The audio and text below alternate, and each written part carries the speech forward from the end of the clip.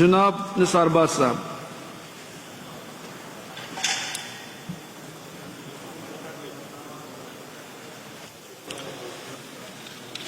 निसार बाज साहब। बिस्मिल्लाहिर्रहमानिर्रहीम। शुक्रिया जनाब स्पीकर साहब د وخت راکولو. په تیر سیشن کې هم چې کومه دی د پارلمان د سپریمیسي خبره کېدله، د آئین د بالادستۍ خبره کېدله او د غیر جمهوري قوتونو په مداخلت باندې ډېر تفصیلي بحثونه دلته وشلو او لا روان دي. بحث پې کېږي چې دی په سیاست کې مداخلت کوي. جناب سپیکر صاحب په تیر سیشن کې یو قرارداد د حکومتي ارکانو د خپل بینچز نه پاس کړی و، خو په هغه کې لیکلې وه جمله چې د تیر 2 کالو نه د اسټیبلیشمنټ مخصوص جرنیلان چې کومه دی په سیاست کې مداخلت کوي. نو تاریخ به لږ درست حسابو. د تیر 2 کال نه د 1947 نه چې کوم دی را په دې خوا باندې مداخلت کوي. تاریخ به بیا چې کومه دی روغ جوړ دی قام تکدو قوم به نه ګمراه کوو. دویمه خبره دا ده چې د 1973 آئین چې نن یې دلته هر سړی ذکر کوي او هر هغه پارټي چې د اسټیبلیشمنټ په اوږو باندې اقتدار ته په وفاق کې رسېدلي او بیا هم د دغه اسټیبلیشمنټ سره کنټیکټ راغلی، نو هغه نن د 1973 د آئین دفاع کوي.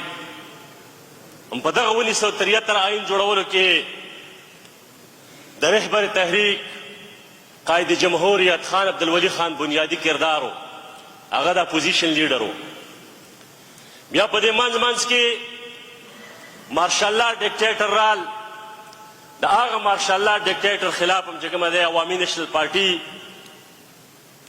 خپل تاریخي تسلسل جاري وساتلو او د خپل بیسک پرنسپل دپاره چې کوم دی فایټ وکړلو، د هغې خلاف یې مزاحمت وکړلو. کله چې په 2008 کې د عوامي نیشنل پارټۍ د پاکستان پیپلز پارټۍ سره کولیشن ګورنمنټ رالی، نو چې کوم 1973 آئین جوړ کړی شوی و په هغه کې زموږ د اکابرینو کردار و. نو هغه آئین چړل شوی و، دغه مارشال لا ډیکټیټرانو پکې چې کومه دی ګوتې وهلې وې. نو په 2008 نه پس د پاکستان پیپلز پارټۍ سره په اشتراک کې 18 آئیني ترمیم چې کومه دی دا متفقه طور د نیشنل اسمبلۍ نه پاس کړلی شولو. هغه مسوده چې تیارېده د هغې دپاره کومه کمیټي جوړه شوې وه، پارلماني کمیټي، د هغې 124 اجلاسونه شوي وو او په 124 اجلاسونو کې دا 6 میاشتې مسلسل اجلاسونه روان وو. 18 آئیني ترمیم د دې صوبې دپاره او د ټول پاکستان دپاره د پاکستان پیپلز پارټۍ او د عوامي نیشنل پارټۍ یو تحفه ده. نورو کوم پارټیو سره کنټریبیوشن کړی دی. د عوامي نیشنل پارټۍ نمایندګي پاکې مرحوم حاجي عادل صاحب او سینیټر اپرسیاب خټک صاحب کوله. د دغه آئین د دفاع دپاره د سویلین سپریمیسي دپاره د حقیقي ولسواکۍ دپاره عوامي نیشنل پارټۍ ټول عمر جدوجهد کړی دی. اول هم په دې خاطر باندې خوړلې ده که په 2014 کې وشوله زموږ سره، که په 2018 کې وشوله، نو دا په دې خاطر باندې کېدله چې موږ په دې ملک کې حقیقي جمهوریت غواړو، سویلین سپریمیسي غواړو چې اختیار به د پارلمنټ سره ورسئ، ټول اختیار به د پارلمنټ سره ورسئ، د ادارې به د پارلمنټ تابع. نن که تاسې وګورئ زموږ داخله او خارجه پالیسي دا د پارلمنټ تابع نه ده. نه په تیر ګورنمنټ کې تاسې دا کوشش کړی و چې دا داخله او خارجه پالیسي د پارلمنټ تابع شوې وې، او نه په دې ګورنمنټ کې چې کوم دی کوشش کیږي چې دا داخله او خارجه پالیسي د پارلمنټ تابع کړلی شي. بیا دغه پالیسي دا چې کومه دی په جنگ باندې ولاړه ده، په مداخلت باندې ولاړه ده. او بیا چې کله کومې پارټۍ ته د اسټیبلشمنټ د طرف نه څه نقصان ورسیږي نو هله ورته چې کومه د 1973 آیین یا ورته د پارلمنټ بالادستي او د آیین حکمرانی چې کوم دی دا طور په یاد شي. جناب سپیکر صاحب څو ورځې وړاندې په نشنل اسمبلی کې آئینی ترامیم دپاره یو مسوده وړاندې کېدله. زمونږ مرکزي صدر جناب امر ولی خان په سنټ کې چې کومه دی ډېر کولاو خبره کېښودله او بارې د میډیا په ریکارډ هم راوستله چې موږ دا وخت نه دا پوزیشن برخیستو او نه چې کومه یې د حکومتي بینچز برخیستو. دا یې د سنټ چیرمین ته زما د وړاندې ویل چې موږ در بیا ځان له کرسۍ مختص تللی شي ځکه چې زموږ دا پوزیشن د پالیسو سره هم اختلاف دی او د ګورمنټ د پالیسو سره هم زموږ اختلاف دی.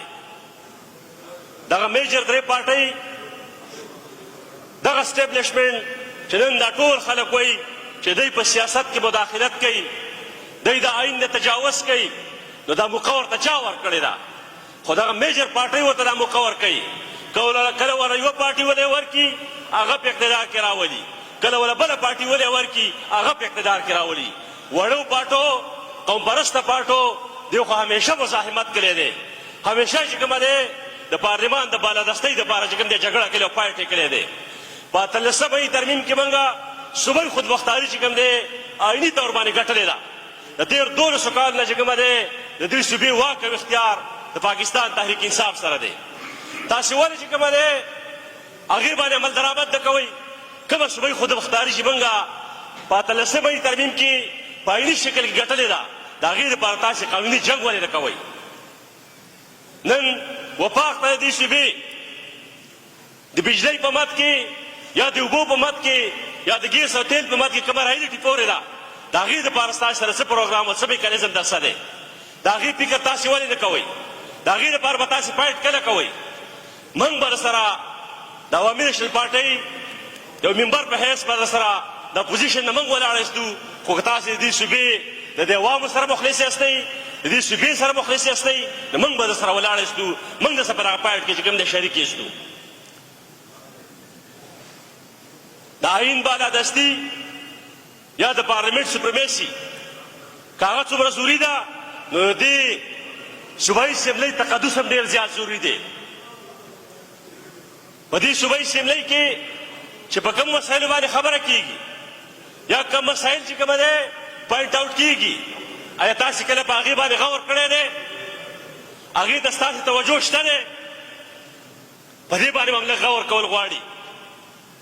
یو سړی یوه ګوته بل ته نیسي د څلورې ځان ته راتاو کړي د خپلو ګناهونو نه به توبه دا میجر پارټۍ وباسي راضي به او یو نوی چارټر اف ډیموکراسي ساین کول به یي د هغې دپاره به د خپل انا نه د خپل ضد نه د دې نه به راوتلي.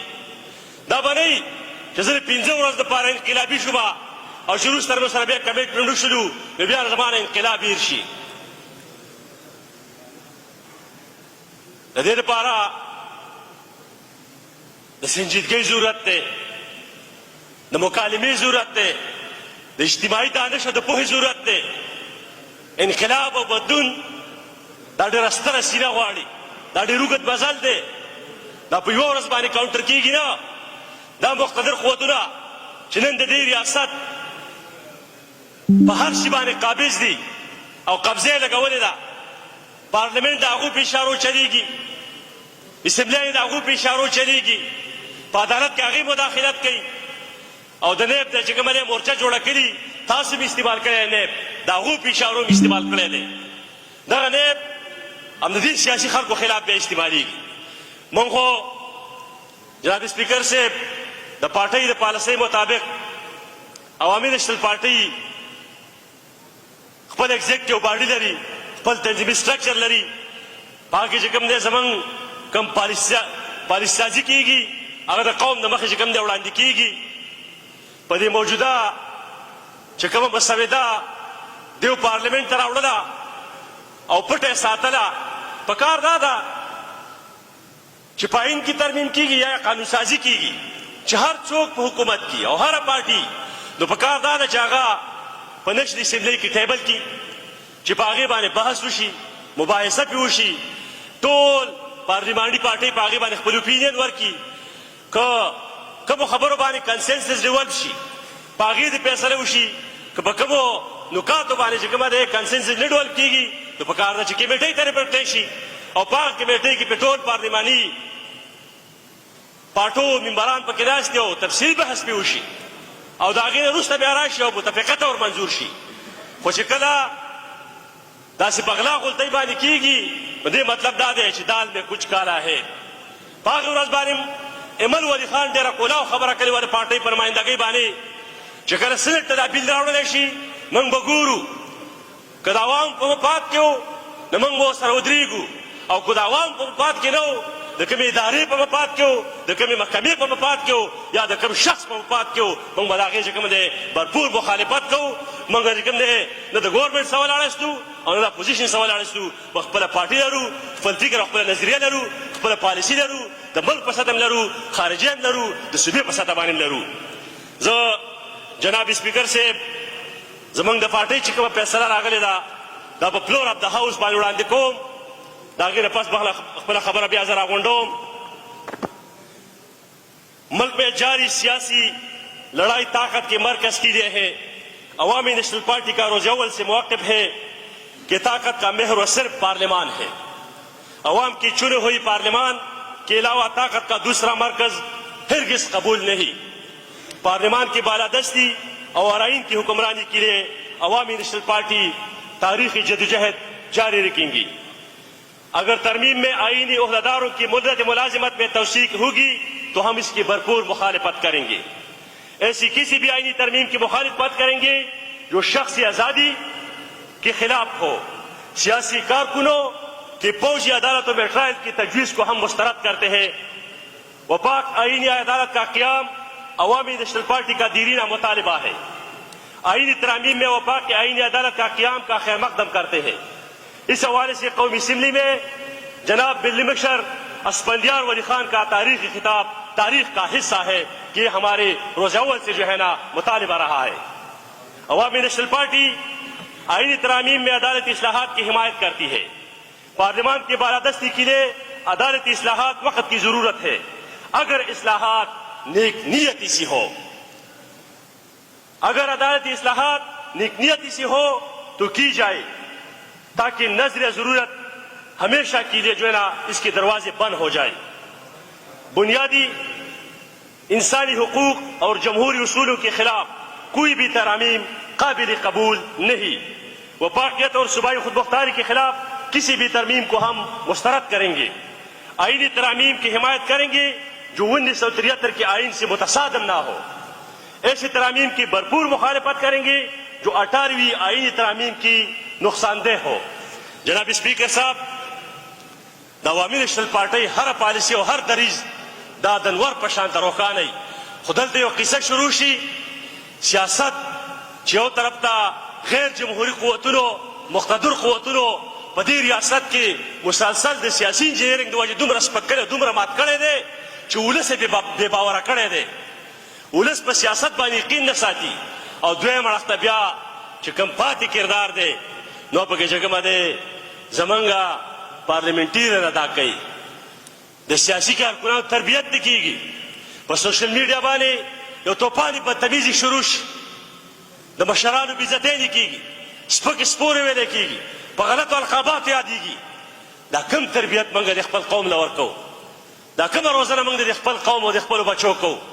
د سیاست نه خو ورځ تر بله د ولس کرکه پیدا کېږي.